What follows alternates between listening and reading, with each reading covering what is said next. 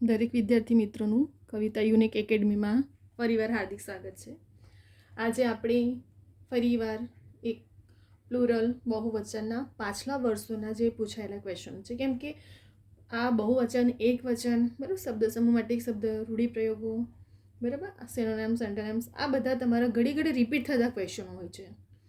તો આપણે જેટલું પ્રેક્ટિસ રાખશું, જેટલું સોલ્યુશન કર્યું હશે, એ આપણને આવનારી એક્ઝામમાં તો કામ લાગવાનું છે. તો વિડીયોને સ્ટાર્ટિંગથી એન્ડ સુધી જોજો, સ્કીપ કરવાનું ભૂલતા નહીં બરાબર. તમને ઘણી બધી વસ્તુઓ પણ શીખવા મળશે. નાના નાના પોઈન્ટ હું હાઇલાઇટ કરીશ કે કેવી રીતે ક્યાં પ્રોબ્લેમ થાય છે. પેપર અટેમ્પ કરતી વખતે પણ પેપર સેટર કેવી રીતે કન્ફ્યુઝ કરતા હોય છે સ્ટુડન્ટ્સને. એટલે શું થાય છે, આપણને શું લાગે, હા મને તો આવડે જ છે, પરંતુ ત્યાં માઇન્ડનું ગેમ પણ રમાય છે. યાદ રાખજો, ગવર્મેન્ટ એક્ઝામમાં પેપર સેટર કોમ્પિટિશનને ટફ કરવા માટે સેમ વર્ડને લગતા પણ મૂકશે તમને. તો કેવી રીતે શું ચેન્જીસ કરી શકે છે ને આપણે ત્યાં કેવી રીતે ક્લિયર રહેવાનું છે.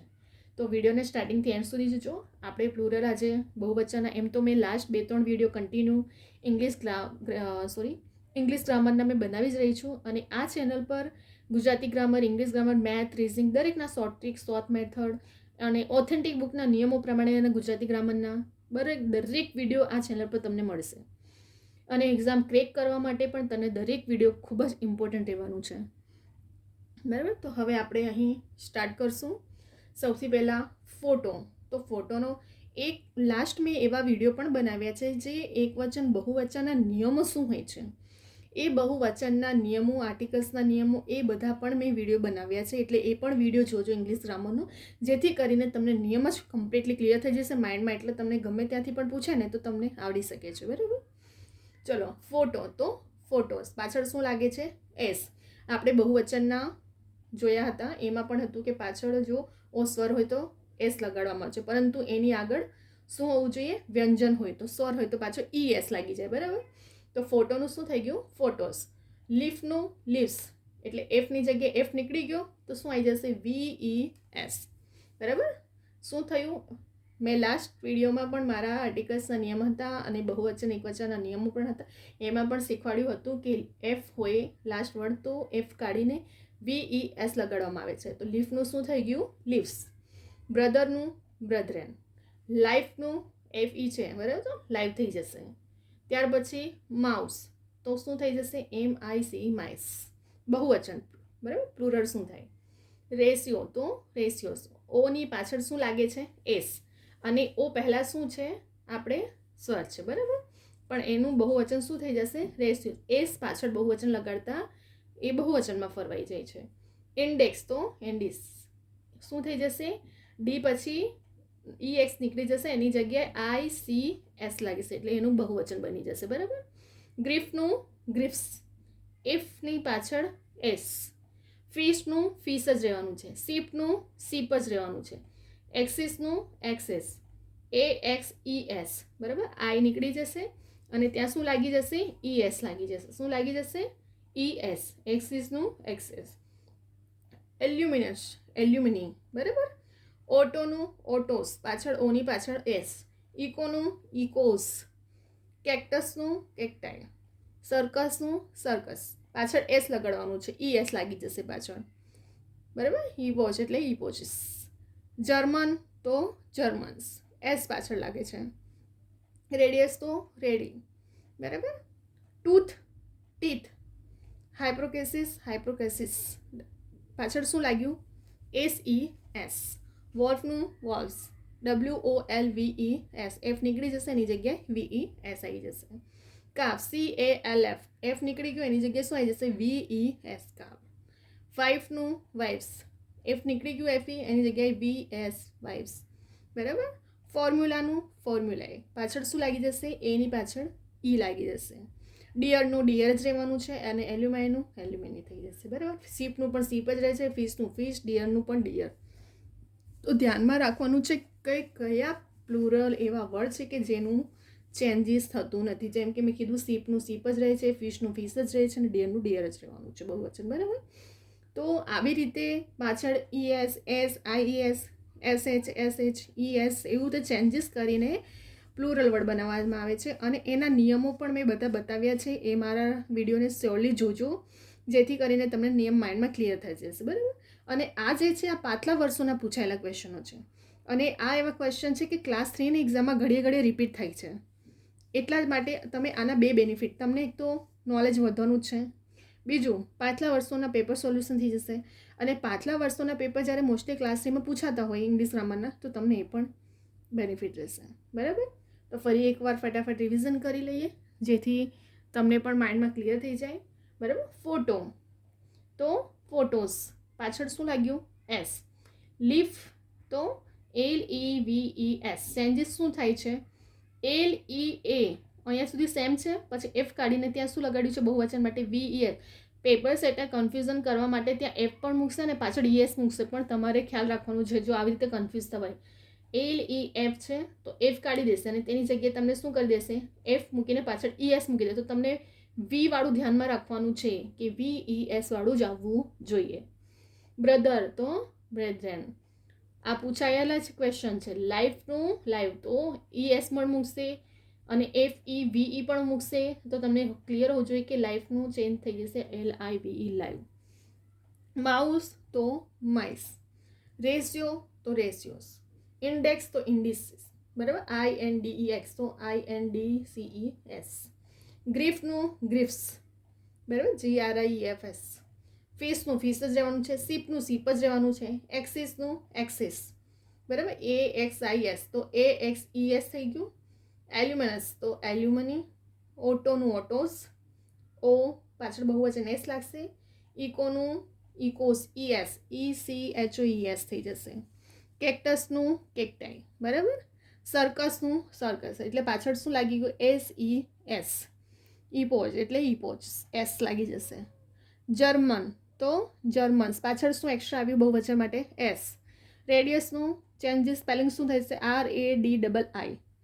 ટૂથ, તો ટીથ, અહીંયા જો ધ્યાન રાખજો, EETH સેમ જ છે, ખાલી EEમાં ચેન્જ થયો છે.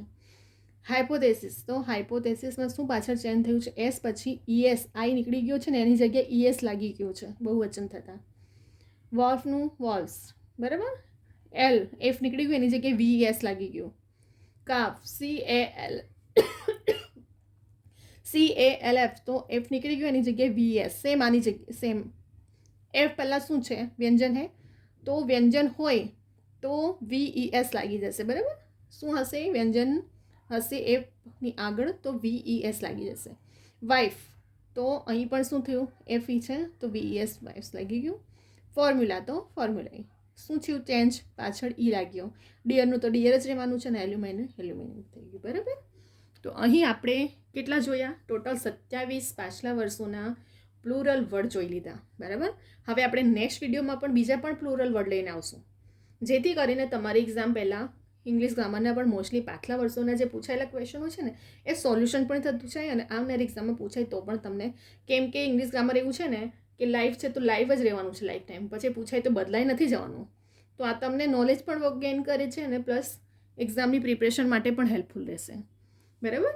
તો અહીં આપણે 27 બહુવચન જે પાછલા વર્ષોના છે, હજી આપણે બીજા પણ લેક્ચરો લઈને આવશું એવી રીતે કે જેથી કરીને 1 થી 2 માર્ક્સ કવર કરવા માટે તમને વિડીયો ઇમ્પોર્ટન્ટ રહેશે.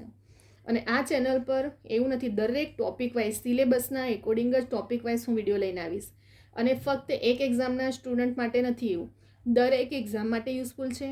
અને જે કોમ્પિટિટિવ એક્ઝામની પ્રિપરેશન કરે છે એની સિવાયના પણ સ્ટુડન્ટ માટે યુઝફુલ રહેશે.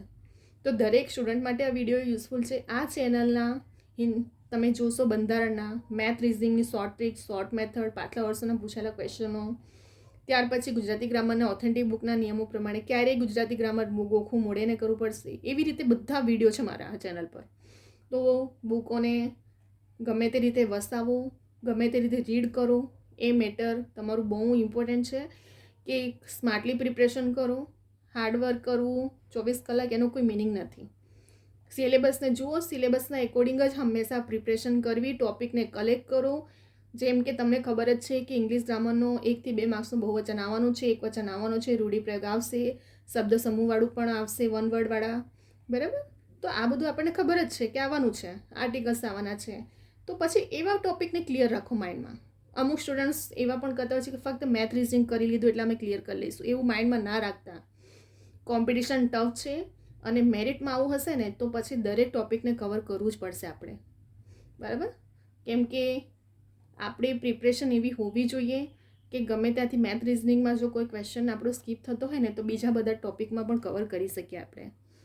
તો હંમેશા પ્રિપરેશન એવી રાખવી કે કોઈ પણ ટોપિકને સ્કીપ ના કરો. આપણી પાસે ટાઈમ છે, મેનેજમેન્ટ રાખો, દરેકને સિલેબસને એકોર્ડિંગ પ્રિપરેશન રાખો, બરાબર. અને એક્ઝામના ટાઈમે ફક્ત રિવિઝનનું ટાઈમ રહી જાય.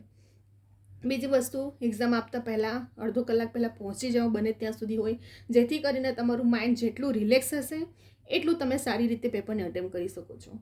પહેલાં જેટલા આવડતા ક્વેશ્ચન હોય એને અટેમ્પ કરો અને પછી એન્ડમાં કન્ફ્યુઝનવાળાને રાખો. કેટલાક સ્ટુડન્ટ પેલું ક્રમ વાઇઝ કરતા હોય તો ક્રમ વાઇઝ કરવામાં વિચારવામાં પણ સમય જતો રહે છે, જેથી કરીને આવડતા હોય ને એ પણ જતું રહે છે, પેપર છૂટી જાય છે. તો આ બધું ટાઈમ મેનેજમેન્ટ કહેવાય કે પ્રિપરેશન કેવી રીતે કરવી, કેવી રીતે પેપરને અટેમ્પ કરવું. કેટલા ટાઈમ તમારી પાસે ત્યાં ટાઈમ જ હોતો નથી કે તમે આજુબાજુ પણ જોઈ લો, બરાબર ને. તો ત્યાં એવું નથી કે મેથ રિઝનિંગને પણ શોર્ટ ટ્રિક ને શોર્ટ મેથડ પ્રમાણે જ ગણવું પડે છે. તો આ બધી વસ્તુઓ તમારા માઇન્ડમાં ક્લિયર હોવી જોઈએ કે કેવી રીતે પેપરને અટેમ્પ કરવું, એની પણ એક મેથડ હોય છે, બરાબર. ક્યારેય તમને એવું લાગતું હોય ક્વેશ્ચનમાં કે હું કન્ફ્યુઝન થઈ રહ્યું છે તેને સ્કીપ કરી રાખો થોડી વાર માટે, ત્યાં સુધી બીજા જે આવડતા હોય એને અટેમ્પ કરો. તો ફટાફટ તમારો જે ટાઈમિંગ છે તે તમારું ત્યાં મેનેજમેન્ટ શું છે જળવાઈ રહેશે. અને તમે વિચારવામાં જ રહી ગયા ને તો બીજું બધા ક્વેશ્ચન છૂટી જાય છે, બરાબર. આ નાની નાની વાતો પણ ત્યાં ધ્યાન રાખવી. પેપર સેટર ઘણી રીતે સેમ ટુ સેમ મેચ ખાય ને એવા આન્સરો જ મૂકતા હોય છે. તો એ બધું પણ ઉતાવળમાં એવું નહીં કરીને આવવાનું કે જેમ કે અહીંયા માઉસ છે, બરાબર. તો ACMCI તો ત્યાં ખાલી એસ લગાવી દેશે ફટાફટ. માઇસ તો સેમ, રીડ તો સેમ જ હશે. MI આપણે આગળનું વાંચી લીધું પણ પાછળનું SVS કે એવું ચેન્જ જો થઈ ગયું ને તો આગળનું તમને ઉતાવળ શું હશે કે અરે મારું તો 100% રાઈટ છે કે માઇસ જ થાય ને, પરંતુ આગળની સ્પેલમાં ઈની જગ્યા એ કરી દીધું એવું પેપર સેટર કરે છે. થોડું ઘણું ચેન્જીસ કરે છે, આગળનું સેમ રાખે છે, જેથી કરીને સ્ટુડન્ટ ઉતાવળમાં ભૂલ કરે. તો આવી નાના નાના પોઈન્ટને પણ ત્યાં ધ્યાન રાખવાનું હોય છે, બરાબર. તો થોડું કમ્પ્લીટલી સ્માર્ટલી પ્રિપરેશન કરવી હંમેશા, બરાબર. હવે આપણે એવા ઘણા બધા વિડીયો લઈને આવશું કે જે આવનારી એક્ઝામ માટે તમને યુઝફુલ રહેશે. મારા દરેક વિડીયો, આ ચેનલના દરેક વિડીયો જોજો અને સ્કીપ કર્યા વગર.